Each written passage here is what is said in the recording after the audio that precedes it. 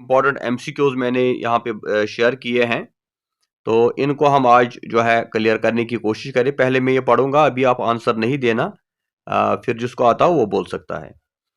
तो multiple choice questions है, ये सारे क्वेश्चन ऐसे हैं जो एग्जाम्स में पूछे गए हैं। The abbreviation LLB stands for, तो इसमें है local law, British law, law of the land, legislative law. तो इसका सही आंसर है हाँ B, bachelors degree in legislative law, D. Okay, the first law giver of India is, India का first law giver, जिसने लॉ दिया था, जिसने लॉ के बारे में बात की, लॉ के कंसेप्ट उसको एक्सप्लेन किया, इसमें 3 लोगों का नाम है, मन्नू, कौटिल्य, गांधी। तो यहां मैं बता दूं, गांधी जो था वो एक लॉयर था, एक पॉलिटिकल लीडर था, लेकिन लॉ का कंसेप्ट उसने नहीं दिया। कौटिल्य है, इसने अर्थशास्त्र एक बुक लिखी है पॉलिटी के ऊपर, तो इसका भी लॉ के साथ वास्ता। ये है मनु, तो मनु जो है इसको हम बोलते हैं मनु फर्स्ट लॉ गिवर। इसने एक किताब भी लिखी है मनुस्मृति, मनुस्मृति डील्स विद, तो मनु की किताब जो मनुस्मृति है, तो ये भी लॉ के बारे में ही है। Economics, politics, state craft, law, ये लॉ के बारे में है। यानी ये इंडिया के अंदर भी बहुत सारे ऐसे लोग आए हैं, ऐसे स्कॉलर आए जिन्होंने लॉ को डिस्कस किया है। अच्छा, question number 4, the supreme court of India is located at, supreme court of India कहाँ पे है? न्यू दिल्ली। हाँ, इसमें कोई डाउट नहीं है। Very good. How many high courts are in India, India में टोटल कितने हाई कोर्ट? हाँ, तो पहले 21 थे, लेकिन जो रिसेंटली नए हाई कोर्ट्स बने हैं, तो टोटल मिला के हमारे पास इंडिया के अंदर जो है 25 हाई कोर्ट्स है। इसमें बहुत सारे हाई कोर्ट्स कॉमन है, क्योंकि आपको पता है कि हमारी जो स्टेट्स है, हमारी जो यूनियन टेरिटरीज है, उनका नंबर इससे ज्यादा है। We have 28 states and we have जो यूनियन टेरिटरीज है, तो इन सब को मिला के, हाँ, तो टोटल, लेकिन हमारे हाई कोर्ट 25 है, क्योंकि कॉमन हाई कोर्ट होते हैं। The main bench of the Uttar Pradesh high court is situated at, UP का जो हाई कोर्ट है वो उसका बेंच कहाँ पे है, यानी उसका ऑफिस दफ्तर कहाँ पे है? अलीगढ़ में, वाराणसी में, लखनऊ में, इलाहाबाद? नहीं, नहीं, इसका आंसर है बी, इलाहाबाद। क्योंकि इलाहाबाद हाई कोर्ट जो है ये एक पुराना हाई कोर्ट माना जाता है, और यही यूपी का हाई कोर्ट है। Question number 7, the high court of Punjab and Haryana is located eight, यानी पंजाब और हरियाणा का कॉमन हाई कोर्ट है, और वो कहां पर है? अमृतसर, फरीदाबाद, चंडीगढ़, तो वो है चंडीगढ़ में। तो हरियाणा, पंजाब 2 स्टेट्स है, या चंडीगढ़ एक यूनियन टेरिटरी है, इन 3 का कॉमन हाई कोर्ट है वो चंडीगढ़ में ही है। तो अगर पंजाब के लोगों को जाना होगा हाई कोर्ट, चंडीगढ़ जाएंगे, हरियाणा वाले भी उधर ही जाएंगे, क्योंकि इनकी कैपिटल भी चंडीगढ़ ही है। The highest court at the district level is known as, district level पे जो हाईएस्ट कोर्ट होता है उसको क्या बोलते हैं? Municipal court, munsif court, chief judicial magistrates court, district and sessions court? हाँ, इसका आंसर है D, district and sessions court, इसको बोल, जो हाईएस्ट कोर्ट डिस्ट्रिक्ट लेवल पे होता है। A person detained under preventive detention laws is known as, जिस बंदे को प्रिवेंटिव डिटेंशन लॉ में किया उसको क्रिमिनल बोलते हैं, अंडर ट्रायल बोलते हैं, या एक्यूज्ड बोलते हैं? हाँ, उसको बोलते हैं डिटेन्यू, यानी जिसको प्रिवेंटिव डिटेंशन लॉज के अंडर अरेस्ट किया जाता है। ये प्रिवेंटिव डिटेंशन लॉ क्या होता है? यानी उसने क्राइम नहीं किया होता है, हाँ, फ्यूचर क्राइम को रोकने के लिए हमें एप्रीहेंशन होता है कि कोई बंदा जो है ये कुछ करेगा, तो इसको डिटेन किया जाता है। क्रिमिनल होता है जिसने क्राइम किया होगा, अंडर ट्रायल होता है जिसके ऊपर केस चल रहा है, हाँ, एक्यूज्ड होता है जिसको इल्जाम लगा है, जो भी प्रूव नहीं हुआ है कि ये क्रिमिनल है, इसको एक्यूज्ड बोलते हैं।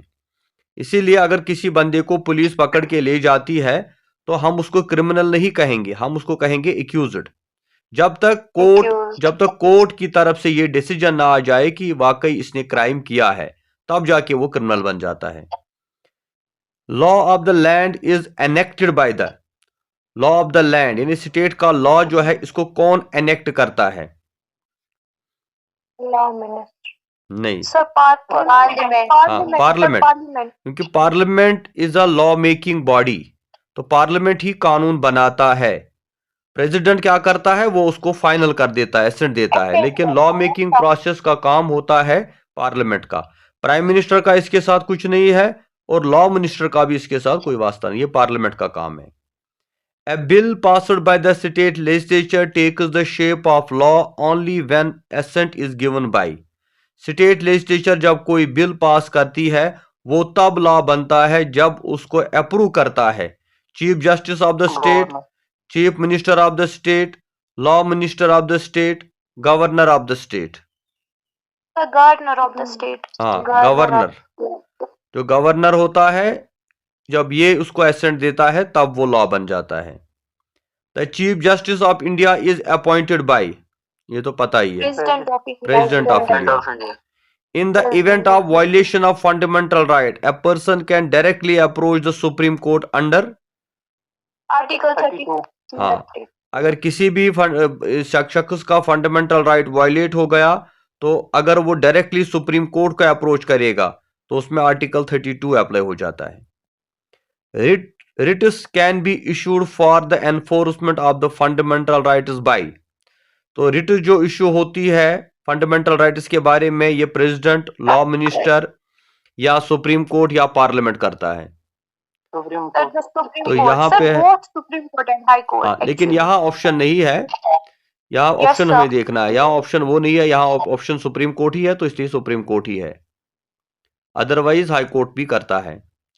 विच are the following literary means you may have the body, habeas corpus, जो बॉडी की बात करता है कि आपके राइट्स हैं। The jurisdiction of the supreme court of India extends to original, appellate, advisory. Sir all of the above. हाँ जी, इसका है आंसर, यानी पार्लियामेंट जो सुप्रीम कोर्ट का जुरिडिक्शन है, यानी जिन केसेस को वो देखता है उसमें उसका ओरिजिनल जुरिडिक्शन भी आता है, उसमें अपीलाइट जुरिडिक्शन भी आता है, उसमें एडवाइजरी जुरिडिक्शन भी आता है। ये ओरिजिनल जुरिडिक्शन क्या होता है कि कौन से केसेस सिर्फ पार्लियामेंट ऑफ इंडिया देखेगा, जैसे सेंटर स्टेट के बीच में डिस्प्यूट या दो स्टेट्स के बीच में डिस्प्यूट। अपीलाइट जुरिडिक्शन जब हाई कोर्ट से हम अपील करते हैं सुप्रीम कोर्ट में, वो उसमें आता है। एडवाइजरी में आता है जो प्रेसिडेंट को ये एडवाइस करता है। तो ये तीनों इसके डोमेन है, इसका जुरिडिक्शन, इसलिए ऑल ऑफ द अबव आएगा। द सैलरी ऑफ द जजेस of supreme court is specified in the, जो जजेस की सैलरी होती है वो किस शेड्यूल में बोली गई है? सेकंड शेड्यूल, सेकंड शेड्यूल में जजेस ऑफ सैलरी की बात हुई है। अच्छा, अब एक लीगल टर्म है 18, प्लेंट इंक्लूड्स। प्लेंट का मतलब क्या होता है? हाँ, प्लेंट का असली मतलब होता है कंप्लेंट। तो जजेस वर्जन, जज का वर्जन नहीं, डिफेंडेंट्स वर्जन नहीं, विटनेस नहीं, ये होता है प्लेंटिफ्स वर्जन। जो प्लेंटिफ होता है यानी जो केस करता है, जो शिकायत, जिसकी शिकायत होती है, आप याद रखिए प्लेंट का मतलब होता है, यहाँ पे हम कहेंगे कंप्लेंट। तो प्लेंटिफ का मतलब होता है जो कंप्लेंट करता है, जो शिकायत लेकर कोर्ट में जाता है, जो केस कोर्ट में करता है। तो प्लेंट प्लेंटिफ्स वर्जन के साथ मैच होता है। The presiding officer of the consumer court is called, जो कंज्यूमर कोर्ट होता है उसका जो प्रिजाइडिंग ऑफिसर होता है उसको क्या बोलते हैं? डिस्ट्रिक्ट जज, आर्बिट्रेटर, चेयरमैन या प्रेसिडेंट? उसको प्रेसिडेंट बोलते हैं, नहीं, इसको बोलते हैं प्रेसिडेंट। अच्छा, burden of proof means, burden of proof का मतलब क्या होता है?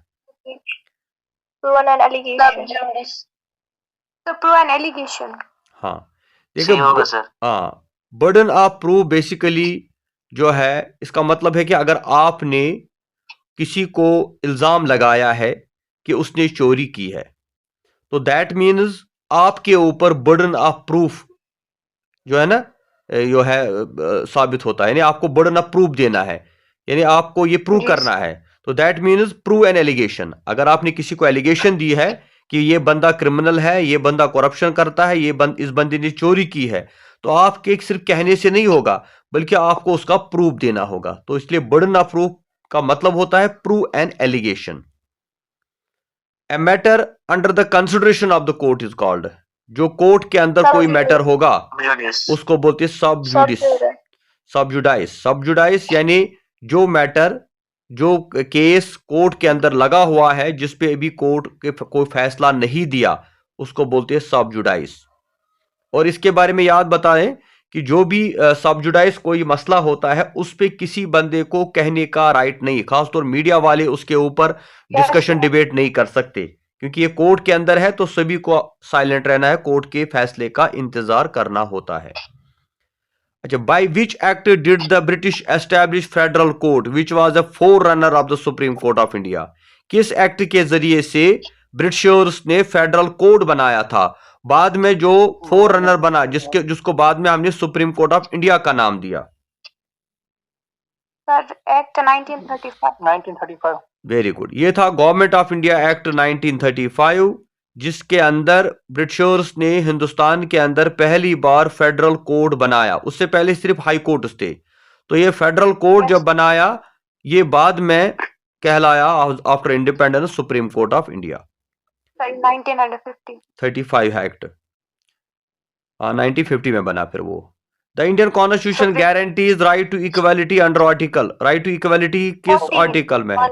आर्टिकल 14, आर्टिकल 14, ये याद रखना चाहिए। आर्टिकल 14 बहुत ही इंपॉर्टेंट आर्टिकल है जिसमें राइट टू इक्वालिटी की बात ही की गई है, जो फंडामेंटल राइट है। अच्छा, preventive detention means, preventive detention का मतलब क्या होता है? पहले मैं पढ़ता हूं, आप बोलना। Preventing a person from committing a crime, किसी बंदे को रोकना क्राइम करने से। Detaining a person without warrant, किसी को डिटेन करना वारंट के बगैर। डिटेनिंग और restraining a person without trial and conviction by a court on grounds of suspicious. Detaining a person after trial but without conviction. हाँ, B पर sir. देखिए, हाँ, ये जो देखो इसने बी बोला, मैं बताऊंगा। Detaining a person without warrant, यानी वारंट के बगैर किसी को डिटेन करना, ये भी इसका मतलब है, लेकिन असल में जो अप्रोप्रिएट है वो है डिटेनिंग और restraining a person without trial and conviction by a court on grounds of suspicious. यानी अगर आपको किसी की एक्टिविटी सस्पिशियस लग रही है तो आप उसको विदाउट ट्रायल जो है या उसको डिटेन कर सकते हैं, उसको अरेस्ट कर सकते हैं, उसको बंद कर सकते हैं। ठीक है। 25, एन एग्रीमेंट मेड बाय 2 और मोर नेशंस इज कॉल्ड, जब 2 या 2 से ज्यादा कंट्रीज कोई एग्रीमेंट करती है उसको अंडरस्टैंडिंग कहेंगे, इंटरनेशनल एक्ट कहेंगे या मल्टीनेशनल एक्ट कहेंगे, उसको बोलते हैं ट्रीटी। ट्रीटी यानी the agreement signed between the 2 countries और मोर देन 2 कंट्रीज। अच्छा, piracy is a crime committed, piracy जो होता है ये एक क्राइम होता है, ये कहां पे कमिट होता है? On the high seas, on the air travel, on the borders of the country, या डिफेंस क्राइम्स। तो पायरेसी कौन सा? ठीक है, इसके असल में 2 मतलब है। ऑन द हाई सीज, तो वहां पर भी वो दूसरा पायरेसी होता है जब हम किसी बुक वगैरह या किसी को कॉपी कर लेते हैं, वो भी पायरेसी आता है। डिजिटल पायरेसी ऐसा। Which writ is issued to release a person from wrongful detention? कौन सी रिट इश्यू होती है कि किसी बंदे को? Habeas corpus. Very good. अच्छा, bigamy is an offence for, ये बाइगेमी जो है ये किन के लिए ऑफेंस है? All citizen of India, only the Hindus, except Muslim, to all, none of the above. Very good. तो बाइगेमी का मतलब क्या होता है? एक से ज्यादा बीवियां। हाँ, बाइगेमी का मतलब होता है अगर एक बीवी के होते हुए आप दूसरी शादी करते हैं तो ये ऑफेंस है इंडिया के अंदर। मगर एक्सेप्ट मुस्लिम टू ऑल, यानी मुसलमानों के बगैर अगर कोई भी हिंदू है, सिख है या क्रिश्चियन है या बुद्धिस्ट है, अगर वो एक से ज्यादा बीवी रखता है तो वो उनके लिए ये ऑफेंस है, मुसलमानों के लिए ऑफेंस नहीं है। तो बाइगेमी का पहले मीनिंग समझना है कि more than 1 wife. 29, bail is granted to A, पहले बताएं बेल क्या होता है? Sir temporary release from the court, sorry from the judicial custody या पुलिस कस्टडी। ठीक, जब किसी को अरेस्ट किया जाता है फिर उसको टेम्परेरी छोड़ दिया जाता है, उसको हम बोलते हैं बेल। तो ये बेल किसको मिलती है? प्लेंटिफ को, डिफेंडेंट को, एक्यूज्ड इन कस्टडी को या कन्विक्ट को? Sir accused in custody. हाँ, प्लेंटिफ होता है जो केस करता है, तो दैट मीन्स उसको बेल की जरूरत नहीं है, उसको कौन, उसने तो केस किया है, वो तो ऑलरेडी आजाद ही है। डेफिडेंट कौन होता है? जिस पर केस फाइल, जिसके ऊपर केस आपने किया है, तो मतलब अभी उसको केस चल ही रहा, तो बेल की जरूरत क्या है? कन्विक्ट कौन होता है? जिस पे क्राइम प्रूव हुआ हो। हाँ, कन्विक्ट जिसको पाया गया है कि ये क्रिमिनल है, इसके ऊपर साबित हुआ है। लेकिन थर्ड होता है एक्यूज्ड इन कस्टडी, जिसके ऊपर इल्जाम लगा है, कस्टडी में है, जेल के अंदर बंद है, लेकिन उसके ऊपर इल्जाम लगा है किसी चीज का, तो पुलिस कहती है ठीक है, जब तक ये एक्यूज्ड कन्विक्ट नहीं हो जाता, जब तक इसका गिल्ट, जब तक इसका क्राइम साबित नहीं होता, तो क्यों ना हम उसको फिलहाल घर छोड़ दें, क्योंकि उसको क्यों हम जेल के अंदर बंद रखेंगे, क्योंकि ये बेल हर एक को नहीं मिलती, क्योंकि इसमें देखना होता है बेलेबल एंड अनबेलेबल ऑफेंस। अगर उसने मर्डर किया है या कोई बड़ा और क्राइम किया है तो उसको तो बेल नहीं होगी। लेकिन हाँ, कभी ये जज का डिस्क्रिप्शन होता है कि वो अगर उसको लगेगा तो इसको फिलहाल वो टेम्पररी छोड़ेगा, लेकिन कंडीशनल बेल होगी, कहेगा जाएगा आप जाइए घर में बैठिए, लेकिन कहीं जाना नहीं, पासपोर्ट वगैरह कर देना, लेकिन टेम्पररी उसको छोड़ देते हैं। लेकिन बेल का मतलब ये नहीं कि वो उसको छोड़ ही दिया है, अब वो आजाद है। अगर प्रूव हुआ बाद में तो फिर उसको फिर से अरेस्ट किया जा सकता है, टेम्पररी रिलीज होता है। Rule of law is one of the fundamental principle of, rule of law का मतलब होता है गवर्नमेंट अकॉर्डिंग टू लॉ। तो ये फंडामेंटल प्रिंसिपल है किसका? पब्लिक इंटरनेशनल लॉ का, एडमिनिस्ट्रेटिव लॉ का, क्रिमिनल प्रोसीजर कोड का। तो किसका ये फंडामेंटल प्रिंसिपल है? All of the above. चाहे पब्लिक इंटरनेशनल लॉ है, चाहे एडमिनिस्ट्रेटिव लॉ है, चाहे क्रिमिनल प्रोसीजर कोड है, रूल ऑफ लॉ हर जगह अप्लाई होता है। तो मतलब कि लॉ बड़ा है, लॉ के बगैर अपनी मर्जी से आप कोई काम नहीं कर सकते, यानी चाहे कोई एडमिनिस्ट्रेटिव डिसीजन लेना है, चाहे कोई इंटरनेशनल डिसीजन लेना है, चाहे कोई क्रिमिनल प्रोसीजर है, कोई क्रिमिनल को के बारे में, तो वहां पे रूल ऑफ लॉ का प्रिंसिपल अप्लाई होता है, किसी की मर्जी नहीं चलती। अच्छा, label can be in the form of, label का मतलब क्या होता है? डिफेमेशन होता है। हाँ, ये एक किस्म का ही डिफेमेशन होता है, जिसको हम हाँ, लेकिन ये किस फॉर्म में होता है, इसकी सूरत क्या हो सकती है? रिटन वर्ड्स नहीं, ये रिटन वर्ड्स भी है, पिक्चर्स भी है, सिनेमा फिल्म्स भी है। यानी अगर आप किसी को रिटन वर्ड्स में लिखते हैं कि ये बंदा गलत करता है, इसने कोई गलत काम, या पिक्चर्स के जरिए से दिखाते हैं, या सिनेमा फिल्म कोई आप बनाते उसमें उसको दिखाते हैं, तो ये ऑल ऑफ द अबव है, ये हर एक फॉर्म में यूज किया जा सकता है। यानी किसी को डिफेम करना है तो रिटन वर्ड्स भी हो सकते हैं, पिक्चर्स भी हो सकती है, या सिनेमा फिल्म। 32। अच्छा, यहाँ पे एक सिचुएशन बोली गई है, तो उसके बाद आपको बोलना है कि ये इसमें कौन सी चीज अप्लाई हो जाती है। Rakesh the driver of a reputed transport company, एक ट्रांसपोर्ट कंपनी का ड्राइवर है जिसका नाम राकेश है, molested a women passenger in the taxi, उसने किसी औरत के साथ ज्यादती की है गाड़ी के अंदर, दैट ही वाज ड्राइविंग, जब वो ड्राइव कर रहा था। चूज द करेक्ट आंसर, फिर क्या होगा? अब इसमें कौन सा रूल अप्लाई होगा? The transport company is liable to the woman as a principal for acts of its agent. Transport company को पकड़ा जाएगा क्योंकि उसी के एक एजेंट ने गलती की है। Transport company is not liable because it had not authorised driver to commit such acts. Transport company को कोई भी जिम्मेदारी नहीं है क्योंकि उसने ड्राइवर को नहीं बोला था कि आप ये गलत काम करो।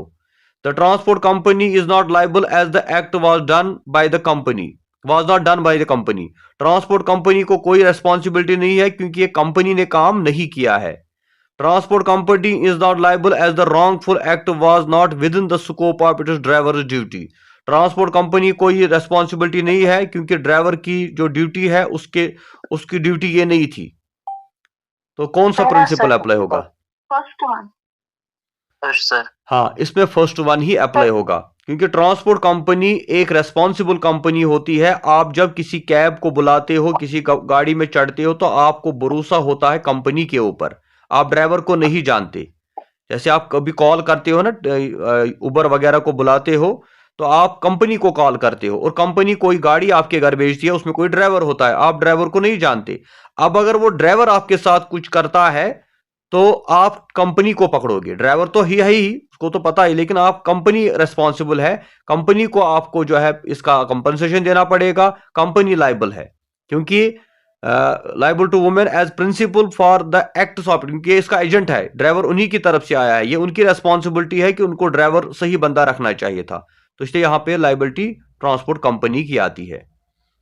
अच्छा, भोपाल गैस लीक एक बहुत बड़ा इवेंट हुआ था इंडिया के अंदर, जब भोपाल के अंदर गैस लीक हुआ था जिसमें हजारों लाखों लोग जो है मर गए थे, बीमार पड़ गए थे। Follows under the general classification of law. ये कौन सा लॉ यहां पे अप्लाई होता है? Was it negligence, was it contract, was it crime, was it torts? ये लॉ क्राइम में आएगा, नेग्लिजेंस में आएगा, टॉर्ट्स में आएगा या कॉन्ट्रैक्ट्स में आएगा? नहीं, ये नेग्लिजेंस में नहीं आएगा, ये आएगा टॉर्ट्स में। क्योंकि जो भोपाल गैस लीक केस हुआ था, ये बेसिकली जो कंपनी थी उन्होंने लोगों के खिलाफ ये काम किया, तो ये टॉर्ट्स में आता है, यानी सिविल रॉन्ग में आता है। 34 टाडा वाज एनेक्टेड इन। टाडा एक टेररिस्ट ऑर्गेनाइजेशन को रोकने के लिए एक कानून बनाया गया था, एक लॉ बनाया गया था। ये कब बना था? 1985 में। ठीक है, ये डेट आपको याद रखना है कि टाडा जो था ये 1985 में, जिस तरह बाद में पोटा बना या पब्लिक सेफ्टी, इसी तरह एक टाडा कानून बना था। अच्छा, a law which comes into effect from a post date is called. जो लॉ इफेक्ट में आ जाता है कब? पोस्ट डेट, यानी आगे आने वाला। पोस्ट डेट मतलब जिसका भी डेट है, उस लॉ को क्या बोलते हैं? उस लॉ को हम रिट्रोस्पेक्टिव लॉ बोलेंगे, प्रोस्पेक्टिव लॉ बोलेंगे, प्रीडेटेड लॉ बोलेंगे या एंटीडेटेड लॉ बोलेंगे? प्रीडेटेड लॉ। नहीं, इसको बोलते हैं रिट्रोस्पेक्टिव। हाँ, रिट्रोस्पेक्टिव लॉ। रिट्रोस्पेक्टिव लॉ यानी ये इस डेट से, पास्ट में नहीं बल्कि फ्यूचर के लिए होगा। यानी अगर कोई कानून बना है, फॉर एग्जांपल जैसे लास्ट ईयर ड्राइविंग के बारे में कानून बना कि जो भी कोई माइनर बच्चा गाड़ी चलाएगा तो उसके पेरेंट उसको पकड़ा जाएगा, तो इसका इफेक्ट ये पोस्ट डेटेड है, तो ये आगे की फ्यूचर के बारे में है, ये पास्ट के बारे में नहीं है। आया समझ? Retrospective law. अच्छा, number 36 the secretary general of the United Nations appointed by the. जो सेक्रेटरी जनरल होता है यूनाइटेड नेशंस का, पहले बताओ कौन है इस टाइम? एंटोनियो गुटेरेस ऑफ पुर्तगाल। हाँ, एंटोनियो गुटेरेस जो पुर्तगाल का है, वो इस वक्त सेक्रेटरी जनरल है यूनाइटेड नेशंस का। तो इसको कौन अपॉइंट करता है?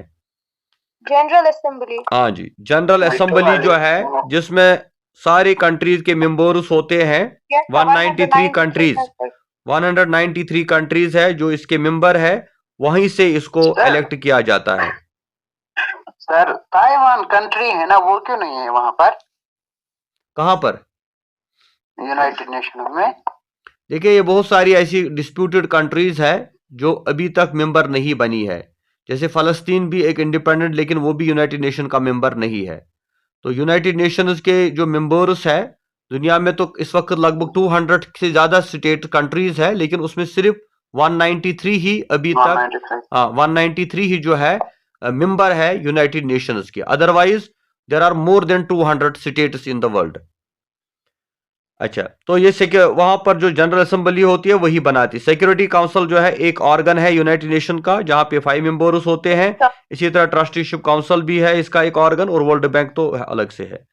अच्छा, in the case of clash between union and state law on a subject in the concurrent list, यहाँ पे स्टेट लॉ प्रिवेल करता है, यूनियन लॉ या both laws? Union law prevail. अगर क्लैश होगा तो यूनियन लॉ। अगर राइट दोनों को है, दोनों स्टेट जो है कर सकती है। अच्छा, the commission which looks after the task of law reforms in India.